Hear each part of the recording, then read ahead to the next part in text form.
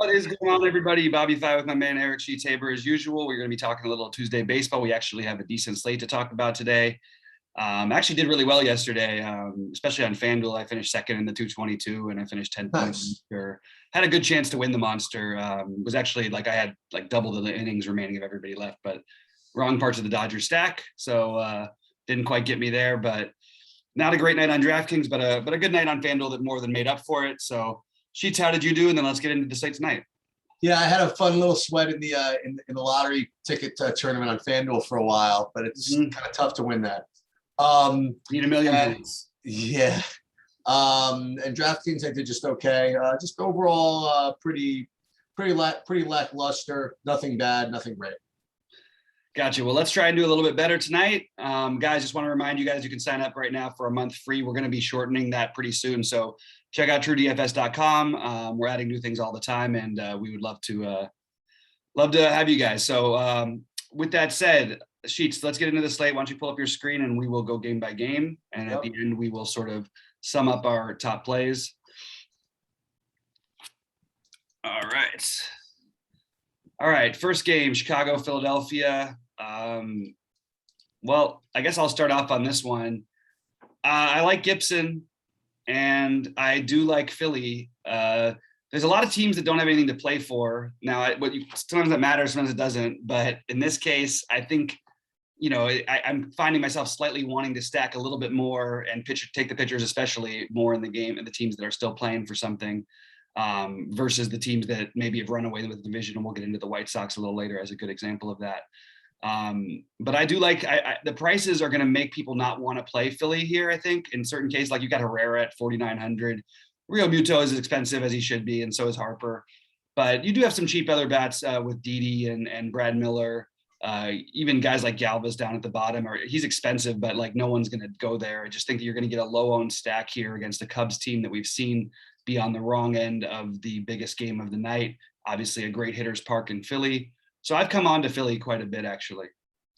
Let's talk for a little bit more about teams and stuff to play for and stuff like that. How do you think that dynamic affects fantasy production? In other words, it makes sense to me that if a team has very little to play for, if a team that has very little to play for because they're in good shape, right, that they're probably, I would guess, less inclined to let their pitchers go 8-9 innings or something like that if they don't have to. Yeah. But how does that affect the hitting? Do you think they get pinch hit for more or something like that? Well, mostly I think it affects the pitching, but I've seen the White Sox, since they've had such a big lead for so long, I've stacked them up, and by the way, it's led to some good results. Even that one night where I got the BS 2-strike homer at the end that cost me the big one. The White Sox had pulled I think 3 of their starters in a game that was it was a 9-run game by that point. But when they pulled them, but they've also pulled them in 7-run games a couple times. Not to say that 7 runs you wouldn't be happy with the offense, but on a 12-game slate you're trying to go for max upside. And Giolito's a guy who's usually over 100 pitches, and he's been in, the low 90s to mid 80s. I think they probably keep him a little bit more in that range. So guys like that are the ones I'm looking out for. Now he could mow through a team like the Angels, quick enough or whatever, but it's still a little bit nerve wracking. Same thing with any pitchers for Milwaukee, especially. But then with the hitters, it's just more, would they pull the hitters, potentially certain hitters in a 7-run game in the 6th or 7th inning? It's possible. What about pitchers who we saw? We'll take an example. We'll take a hitter. One more hitter example. Wander Franco sort of came up a little gimpy coming around 3rd in the 1st inning of a game last week, and they're pretty much done with the division. I mean, Tampa Bay's basically won the division. They're going to probably have the best record in the American League. Now, yeah, there's a little bit extra to play for somewhat, but with a young guy at the second, he was trying to stay in the game, and the manager just said, nope, there's no reason for them to risk it in anything like that. And those are just always a little bit nerve-wracking. Now, it's more nerve-wracking in basketball or football, obviously, but in baseball, you still are going to have little tweaks that are going to take guys out of games if their team is not in contention. Now, the teams that are totally out of contention of any kind, it's a different story because these guys are saving those guys for the playoffs. The teams that have nobody in contention at all, I think we can expect them to in most cases let guys go but not be overused. So if they're cruising like pitcher wise, we're going to take them. But Philly has something, like Philly's a team that has something to play for, which probably it gives a leash as long as he's pitching well to Kyle Gibson, who tends to throw a lot of pitches anyway. And it takes away, maybe if he struggles in the third or fourth inning, maybe they don't continue to let him run out there because they do need to win games. So it just depends on how you look at it, I guess. Are there close and meaningful like Cy Young races to keep an eye on? Yeah, but they're not. I mean, nothing on this slate that's relevant, I would say. I'm just saying in general. Okay, all right. Yeah, there too much, but I mean, there are, but we'll get into that. We can get into those when they come up. I don't think there's anything that I'm looking at as being particularly standing out here today. Okay. I guess you could make an argument for some of these guys. I actually haven't looked at the Cy Young standings this morning, so. No, I was just BSing with you in general, because we brought up the guys to play for and stuff like that. So okay, so anyway, so you're getting to, you like Philly, and you like Gibson. Yep. Yeah, so I currently have a stable of on DraftKings four top pitchers, of whom one we have to do the analysis that Bobby just discussed about what to play for and stuff like that. But Gibson I have up there. I mean, he's in my top four, and I do like him. And with respect to the Phillies, I agree with you. I have 5 main stacks on DraftKings, and the Phillies are one of them. And I actually have 5 main stacks on FanDuel, and the Phillies are one of them too. So I'm in agreement with you. I do like Gibson. I like, and I do like Philly. Yeah, and I think that you're betting against Sampson. You get sort of like double things. Then you've got the Cubs, who are just sort of letting everything hang out there. I guess is the best way to put it. And I just think it's a really, really good spot to attack. When I first looked, they weren't my favorite stack. They slowly are gravitating towards that. And part of that is honestly because they aren't going to be owned either, compared to some of the other stacks that we really like a lot. I mean, you look at the teams that have given up, it's only happened once it happened a couple of days ago against San Francisco with the Cubs, but over the last month, I believe they've had like 5 10-run games against them. 10 plus runs, and some of those were 17, 18 run games. It just is it's always going to be an explosive spot as long as they're putting a weak starter out there. So definitely high on Philly right now. Let's talk about Miami, Washington. I'm with you. I have Gibson as my 3rd rated pitcher on the slate right now, and I don't feel great about that. I'm probably gonna try and knock him down a little bit, but it's because of the other guy we talked about, and we'll get into that a little later. But having some concerns. So Fetty is another one of these guys for me. I could make an argument that he would be number 2, number 5, or number 8, and depending on how you look at it, what kind of you want to pay for your pitcher. But I have Fetty. I do think Luzardo is mildly interesting just because the talent level is there. We haven't seen this Washington team strike out against lefties this year, 19% strikeout rate, whereas Miami has a 29% strikeout rate against righties.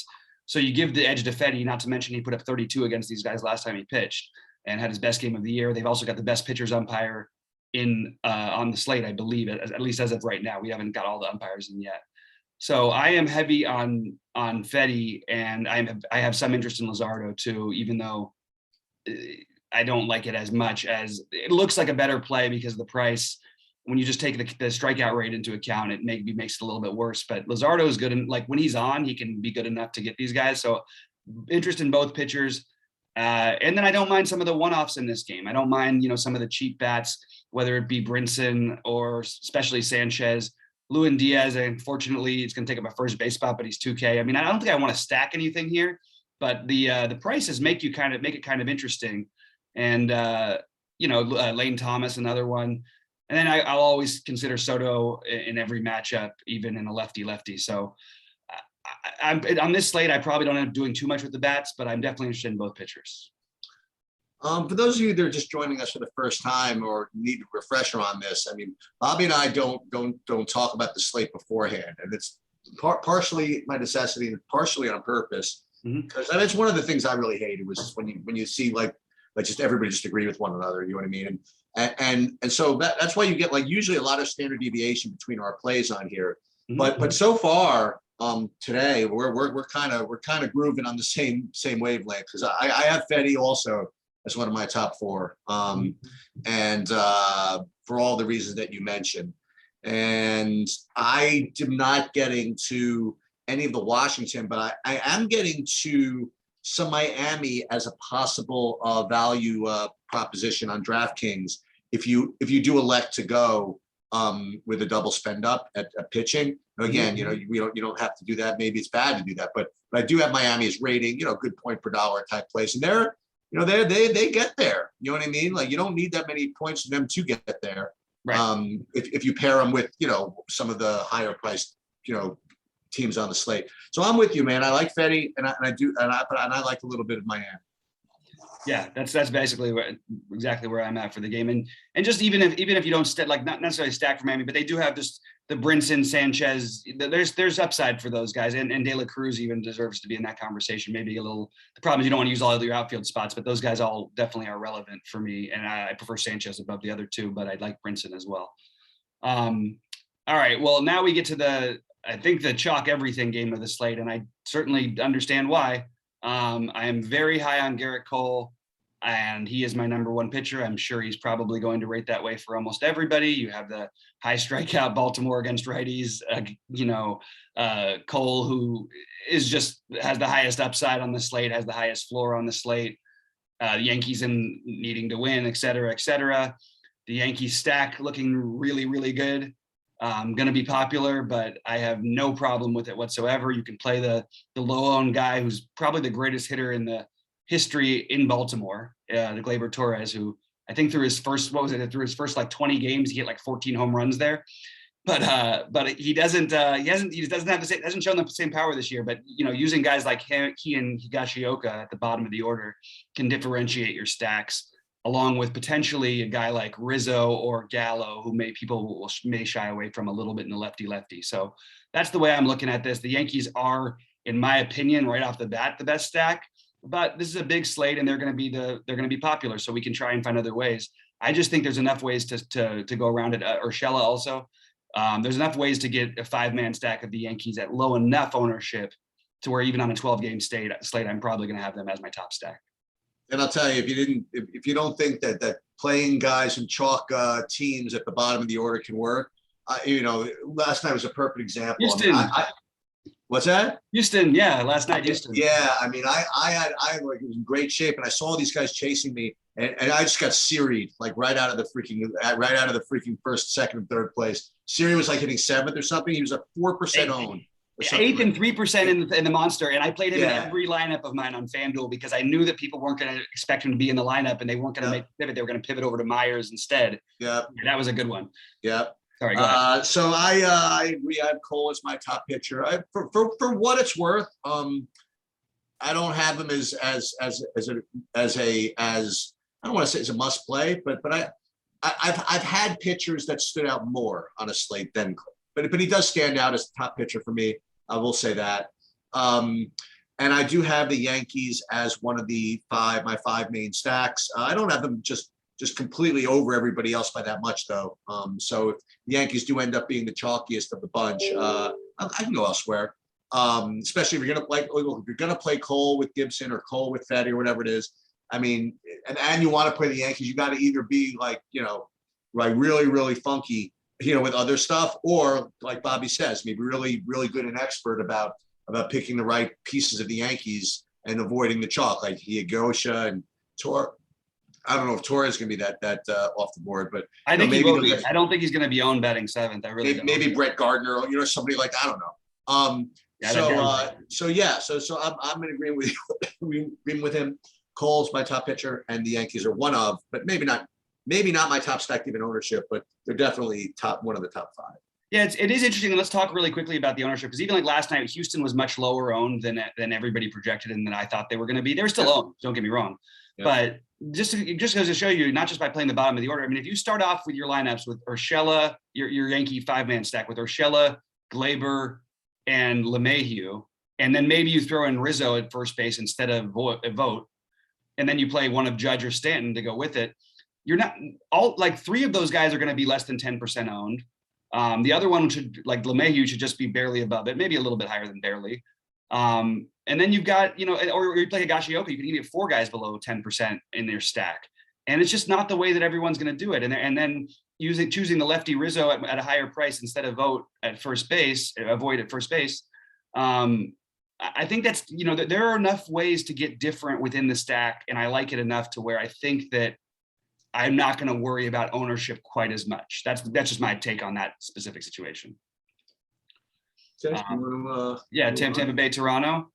I said Toronto was not a good stack last night. I was wrong. I guess I was kind of right that they weren't the winning stack, but they certainly had a lot of guys have decent nights. Tampa Bay, another team in that position. They don't have anything really to. I guess you could argue between them and the White Sox. I mean, no, there's really nothing. They have literally nothing to play for. They've got an 8-game lead on the Blue Jays. That's plenty with 19 to go. It'd be almost impossible for them to lose it. But you still try to win games, obviously. I am not all that high on either of these offenses. And as I will say every single time, I think Barrios is a criminally underrated pitcher and has been absolutely awesome. We got him on at 4%, I think, against the Yankees on a 5-game slate last time out. And I think he was the highest scoring player on the slate, not just pitcher, but player. He's been over 24, 3 games in a row, including a 38 in there. His strikeout 7, 8, 11 his last 3 games. He's really turned his season around. And this is a spot where I think that maybe, looking at him versus a guy like Giolito, who in general, how much I love Giolito, and the matchup can't get any better. But, for Toronto, they are playing for something. They've won 9 out of 10. They're barely ahead in the wild card spot right now. I'm kind of interested in Barrios here, even though I expect Tampa Bay not to get shut out twice in a row. And I think their offense is awesome in general. I think I might take some shots here with Barrios. Yeah, I'm not getting there. And I'm actually not getting too much of the hitting either. And it's kind of scary, right? To just let Toronto just keep on smashing, right? You mentioned it yesterday with respect to taking hitting against Tampa. Tampa, they have a tremendous bullpen. It's just tough to target them, even with Toronto. So I'm not getting too much of any of it in this game. By the way, we didn't go over this, but both the young guys were freaking styling last night to Manoah and Alcantara. That was I didn't. You know what? It's funny. I didn't come up with a single lineup that paired the two of them. I had some Manoahs and I had some Alcantaras pretty much everywhere. But for whatever reason, I didn't get any lineups. I know I played 20, whatever. I didn't get lines with both of them. It seems a little bit surprising to me. But anyway, I presume that's what ended up winning. On DraftKings, but on FanDuel, I didn't notice much Manoah in there. Anyway. I did that. That was my lineup with Manoah. He had 57. Oh, you had the Manoah. Yeah, but I meant the ones that ended up winning. I think I don't know have them for the most part, for whatever reason. But look, the guy's awesome. You know what I mean? So anyway, go ahead. So I'm basically passing this thing. Yeah, I don't mind a mini Toronto stack only because of what I was just mentioning about Tampa. I don't think you're necessarily getting a best foot forward type of situation from them. And while they have a strong bullpen, there's no reason for them not to give longer work to guys who maybe are more mediocre pitchers. And Toronto is absolutely on fire right now after struggling forever. They've won 9 out of 10. They're scoring 1 million runs. They've got the most power in the major leagues. So I really, like I always say, I think that, maybe you should always stack 10% of Toronto. I don't know if I'll fully stack them, but I definitely have some interest in Dickerson, Vlad, Bichette, Simeon, Gurriel even. I just think it probably is like a 2 or 3 complementary stack for me. But I really want to emphasize that, look, there's definitely bus paths, and it feels bad to take a pitcher against Tampa, especially after they just got shut out, or I guess Meadows hit the home run in the 9th. But I am definitely going to take some shots with Barrios, especially if Tampa rolls out a lineup like they did last night. All right, so St. Louis, New York Mets. Any interest here? Because I think Stroman is just sort of on the cusp of being interesting, and maybe is where I end up going to a little bit if I'm going to spend up in the medium range. But I don't love the upside in general. I do think St. Louis has been surprising. They've struck it out quite a bit against righties this year. They haven't hit the ball particularly hard. Stroman keeps the ball on the ground. The game's in New York, so it's not, a decent pitcher's park. Everything is sort of like okay for me, but it feels wrong on a 12-game slate to take a guy with a 5.5K prop at 9,300 when there's other guys at like 7.5 in the same range. Yeah, I agree with that. I'm not quite getting the Stroman. Shout out to St. Louis. They did be good. They did be proud last night. They really just poured it on in like the last inning. Yeah. And I even had Edmund up with the bases loaded with 2 outs that could really have just put the hammer on. Well, sadly, that's what cost me the win last night. So good for you, poor for me, unfortunately. But anyway, keep going. But I, you know who I like a little bit this game, and it's only on FanDuel. I like the Mets just a little bit. That's about all I have. I didn't really get to Stroman. Stroman again, pretty good real life pitcher, pretty good. Mets are happy to have him. But I don't, you know, on a slate like this where you're gonna have Cole getting a zillion points probably and whatever. I don't know. Maybe Stroman 9,300 just seems like a little bit pricey. So I might get to a little bit of the Mets on FanDuel, but that's pretty much it for this game.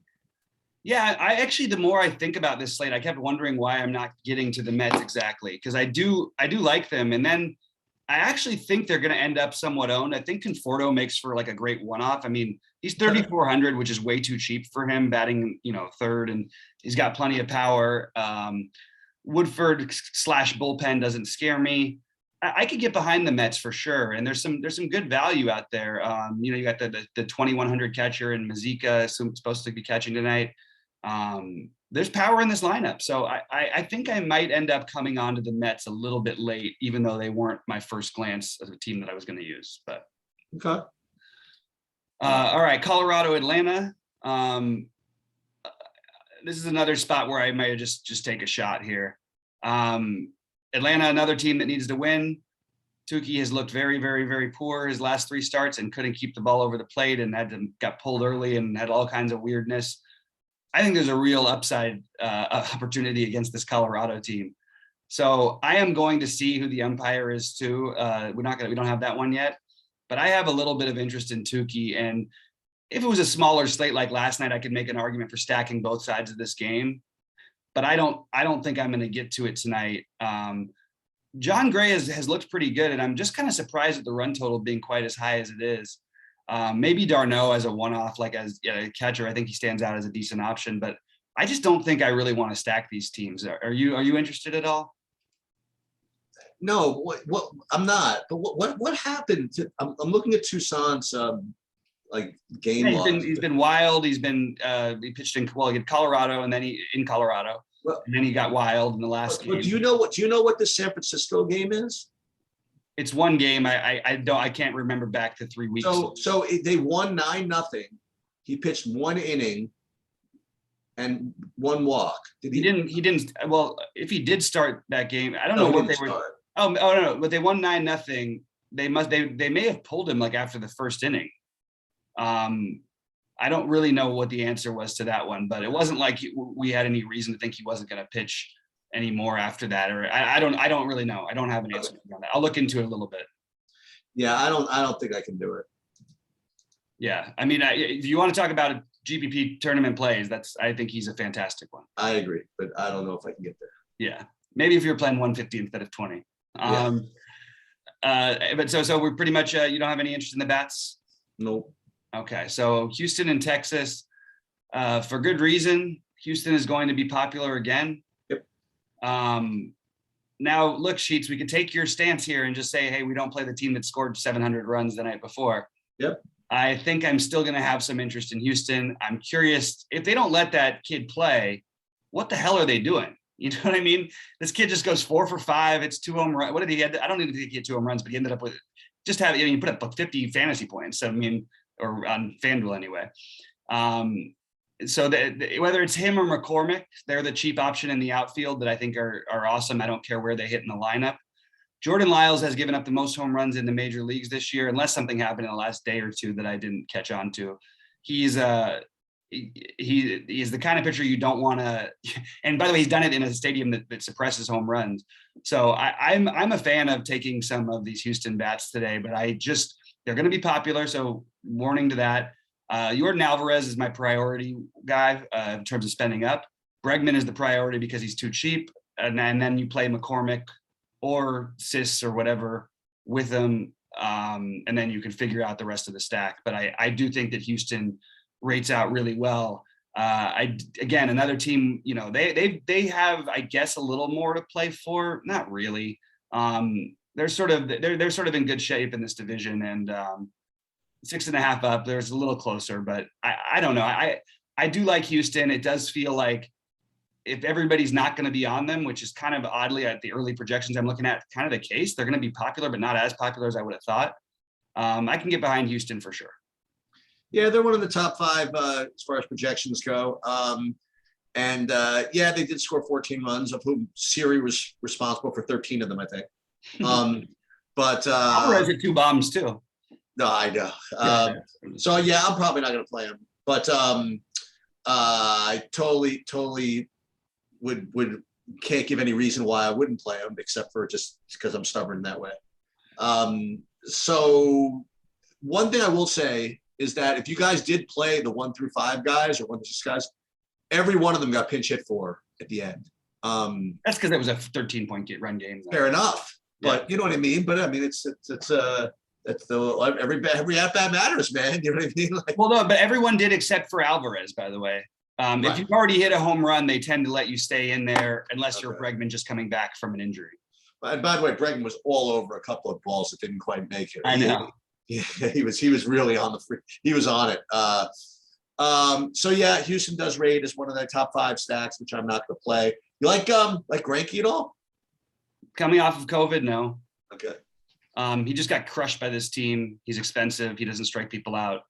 I like Greinke in general as a real life pitcher. I think he's a good workhorse pitcher at this point of his career, but not going to do it on this slate. I think there's a better out. If I'm going to play Greinke over, Berrios, regardless of results, if I'm going to play him over even Tukey, I think I'm just doing it wrong in DFS, especially like I that's just my personal take. Okay. You want to move on? Yeah. Let's talk about this interesting White Sox and Angels game. Okay. So Giolito, it's a great spot. I mean, you're not going to get a better spot than this one right here. He at 10-2, there is some serious concern. I mean, like I haven't heard other people mention, this is my own thing. And it's not my own thing. Other people are going to mention it throughout the day, but we know these guys don't have the same leash given the certain circumstances. I mean, they didn't even let him get his standard 5 innings last time. And he still had some room to go where he could have kept pitching. It's not like they needed to hold on to win a game or anything. I think he probably goes out and has a strong outing tonight. I just think that when you're talking about 10-2, you want the ceiling upside. And as a chalky play, I feel a little bit like it's going to be hard for me to do just because of their division is basically done with. They don't really have a whole lot. They're not going to catch Tampa. So I don't really know what their motivation is to leave him out there to throw even 100 pitches, except for unless he's just cruising and is throwing like a no-hitter, which is definitely possible. But that's where I'm stuck with him. At the same time, it's not going to affect the hitters the same way. And I absolutely, however this lineup shakes out, I'm going to have a lot of interest in the White Sox lineup. They definitely stand out to me, not just the matchup versus Naughton, but we've seen this Angels bullpen just get completely rocked the second half of the season. So I'm very interested. And you've got guys like Eloy Jimenez is 3.7. I mean, talk about a value play. Jeez, that guy's like, he's a 5,500 player most of the time. I know hasn't been quite the same, but Moncada, even though I don't like him against lefties that much, he's 3.7. I mean, they're cheap. Abreu's 4,200. Like, what are we against a lefty? 4,400 for Robert. Like, they're just way too cheap. And I am going to have interest in the White Sox lineup tonight for sure. Yeah, I have the White Sox rated as one of the top 5 stacks as well. And I do think that we need to really think about what to do with Giolito, because you're right in that it is a really, really strong matchup. And if it weren't for him coming off the IL or whatever it is, and weren't for like you said, they need to kind of keep him safe. He would be an incredible pivot off of Cole. At the very least, you could try to pair both of them together. But I just don't like playing guys with these very legitimate pitch count issues, And so I don't know if I'm going to do it. I'm going to say something else. By the way, just call it what it is. I don't know how ownership eventually plays out, but the kid Naughton's pretty good. I don't know if I have it in me to do it, but I've played much worse pitchers at 6,100 than that guy. And like you said, I mean, the White Sox are, totally freaking loaded against someone like a lefty like this. So it's really asking for trouble. But if I'm gonna play like some other chalk hitting stack or whatever, I've definitely played worse plays than Naughton. That's all I will say about that.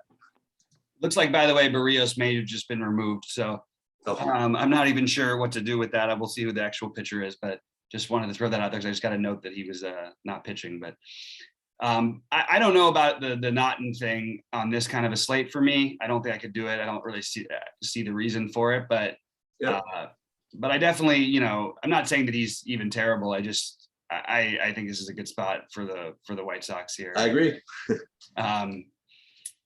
Yeah, and I'm right now I'm leaning to be less on the side of Giolito because it's going to be really frustrating when he throws 6 innings and has 20 fantasy points and they pull him with a one hitter going or something about 75 pitches. Might be enough though, the 20 fantasy points. But if I want 20 fantasy points, I'm sure he's not going to be the only guy who scores 20. There's plenty of other options, I think.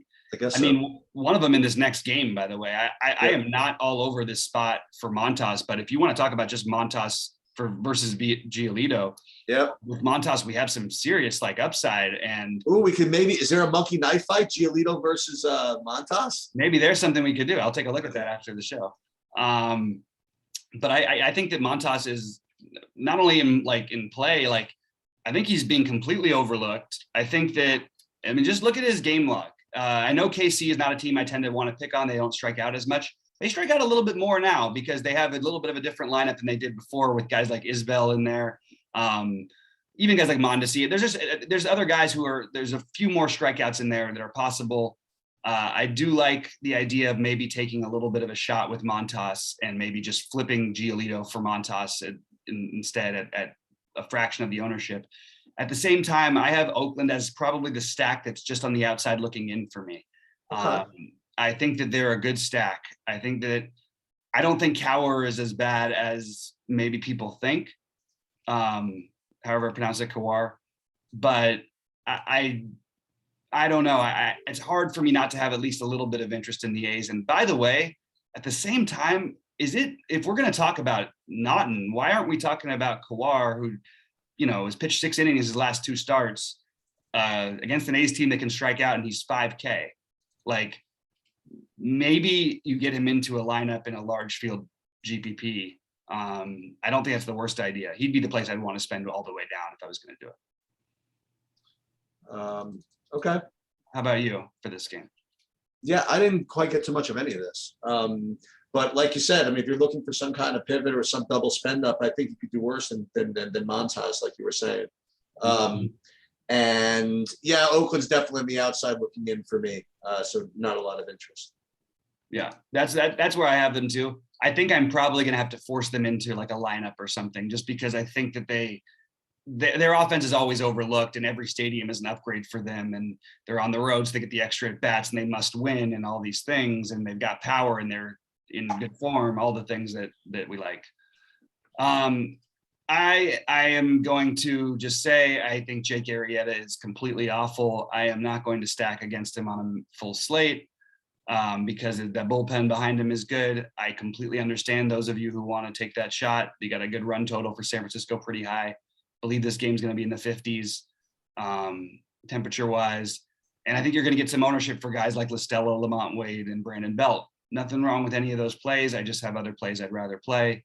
This game is a cross-off for me. Yep. Next. All right, I love it. Dodgers and Arizona. I will continue to keep playing the Dodgers. You have as of right now, the best hitters umpire in this game. Luke Weaver, as he has talent, we know that about him from the past. Can get really wild at times. This is not the team you want to get wild with. The Dodgers are familiar with them. I love the Dodgers. I have them in the top 5, and I'll sort of go through my top 5 at the end of the show. It's a little cooler in LA today. but I still think the Dodgers are a great stack. Namely, I think Corey Seager's price is kind of a joke, 4,200. And I like the whole thing. I like Justin Turner at 48. I like Betts if you want to spend up in the outfield. I like Muncy. I really like the price on Lux. And again, probably only for stacks because he'll be at the bottom of the order, but I still like it. I like the Dodgers quite a bit today, and I don't think they get much ownership outside of maybe like a Will Smith and a Corey Seager. Yeah, tough to get to some of them, which might keep their ownership down a little bit. But I'm with you. I have the Dodgers as one of my top 5 as well. I believe their top 5 are going to be exactly identical. But I just looking back at what we said. Yeah. And Dodgers are certainly one of them. They're going to be a little harder to get to than someone like the White Sox, which might keep their ownership down somewhat. But Muncy, Turner, Seager, Betts would be like the premier plays. But like you said, I mean, you want to play Gavin Lux. That certainly makes a lot of sense. And maybe they still have Matt Beatty. They have other guys that could slide. I don't know. I mean, I doubt they're messing around putting anybody else in the lineup these days. They need to win every game. I guess so, right? There's no messing around. The Giants have won 8 in a row and have a 2.5 game lead, so they're going to put their best foot forward. So I'm in there. I mean, I'll try to find a way to play them. Yeah, I think it makes a lot of sense. Boston and Seattle. Okay, so I don't know. Look, this is a weird one for me because I just named a bunch of other guys that maybe are more suspect and don't have the matchup, and this guy's been really good, Eovaldi. And it's a good matchup. I am not finding myself getting to him personally. I also am not getting to much of Boston outside of Bobby Delbeck, depending on where he's at in the order. And I do like JD Martinez as well. But I probably am going to be off this game for the most part. Yeah, me too. It's fun. It's interesting. You know, yesterday I was wondering whether Eovaldi or Erod was going to start, and Eovaldi was priced at 8,800 yesterday. Yeah, now he's 90. You know, what the hell, man. Just as well. I do think that that Eovaldi is definitely someone who has the upside to, I don't want to say challenge Cole, you know what I mean, for Cole's upside, right? But I feel as though if Cole has just an average Cole game, that Eovaldi could, you know, Eovaldi's been, like you said, he's been really hot, you know, and Seattle, you know, Seattle's been playing well, but they still have a lot of strikeouts, right? Mm-hmm. And I do think that Eovaldi's probably, again, I'm trying to find some ways to be different or whatever. And while I don't have him as like particularly projecting all that great, I mean, you just know that he has the possibility that he could get 13 strikeouts in this game. You know, he just can. So I'm gonna think about it. Like before I go and play Giolito, for example, mm-hmm. I think I could say that. I think I'd rather play Eovaldi than Giolito. That's where I think I'm gonna come down in this game. Yeah, I think my only difference is I think that I have a little bit more love for Montas than I do Eovaldi, and it has a little. That's fair enough. Yeah, but I get it. Like I mean, we're talking about these other guys. Why isn't Eovaldi one of them? Yeah. I agree that, but I think Eovaldi does get a little bit of ownership tonight for what it's worth, and I think that you know, there's nothing wrong with that. Like he deserves it. But I personally, I think that's why I was just drawn to the like probably unowned Frankie Montas over there. But no interest in the bats in this game. Nope. All right, so real quick to run through it, I'll go do mine and you can do yours. My stacks, I have the Yankees as 1, and then I have sort of a combination of Philly, the Dodgers, the White Sox, and Houston. As there it is. Yeah. People can say, you know, we sometimes get this on 15 game slates. This is only a 12 gamer, but people will go, "Oh, you're just saying the chalk," and I'm like, "Well, what's the, you know, tell me how that's a chalk." And one thing we can prove is that you can find ways of stacking the chalk stacks without stacking chalk. It's very easy, and Houston was the great example of it last night. My pitchers, the ones I feel the most secure on right now are guys I don't want to be secure on a 12 game slate. Gibson and Fetty being 2 of them, but I really like Garrett. Which is why I'm probably going to be overweight on Garrett Cole. I'm going to have some. I think the spot's so good for Giolito, but again, maybe we just move it to Montas and Eovaldi. I think that's probably what I'm looking at right now. and I will take a shot or two on Tukey and Luzardo. Yeah, so I literally verbatim those stats. I will add Miami as a value stack on DraftKings, and I will add the Mets on FanDuel. If you wanted to screw around the pitching, I think there were a couple of decent shots that we mentioned. And again, they're not going to be pretty, right? But I think that I will give one of Bobby's selections another look, especially now that I really need to get different somewhere. I think maybe the Tucson is not as bad of an idea as I thought. I think that he definitely has talent, right? And I think he's a confidence guy too. I think that he's doing well. They'll let him play, they'll let him hang in there, It's all about how he pitches. Totally agree with that sentiment. Yeah. So I think that you could take a shot at him. You could take a shot at Montas. You could take a shot at Eovaldi. The chalk pairing is probably going to be some combination of Cole Gibson or Cole Fetty, which certainly makes a lot of sense. But I mean, it's not as if Gibson and Fetty are just the greatest freaking pitchers in the world either. Gibson certainly is going to, you can play Gibson on FanDuel if you want. He's going to have a leash too, so he could pitch 100 million pitches. But if Fetty, I'll tell you, man, if Fetty becomes a little bit too chalky, I will go after it with this Miami idea. They've done a lot of cheap pitchers dirty over the last couple of years. So yeah, I'm kind of with you with most of today, and we'll just see how it goes. Yeah, you guys check out I'll have my exact ownership percentages, my bets of the day, things like that. All the plays basically that I'm playing, and I'll give you the ideas of what my ownerships will be, and you can check that out on truedfs.com. Sheets, anything else before we get out of here? Yeah, okay. I'll have I'll have a bet of the day. Ready? Yeah. So we got Greinke coming off of COVID, and we have the Astros coming off of a 14-run game. I will take Texas plus the money line. Okay. That's an interesting one. Wow. Okay. Well, you're pretty good with these, though. I have to say, they sound great, and then I think about it, and you go, he's been too right about this too often. I mean, they're like 3-1 underdogs, I think, almost. I have no idea. Like 2 point. I don't have it right in front of me. It's around. I have no idea. All right. Well, anyway, good luck to everybody out there. I will be with you at 6 Eastern. Sheets will not. Maybe I can talk my buddy Rody into joining me if he feels like it. And guys, good luck to everybody today. And again, please like and subscribe, all that jazz. We will talk to you guys shortly. All right. Fire me up a golf.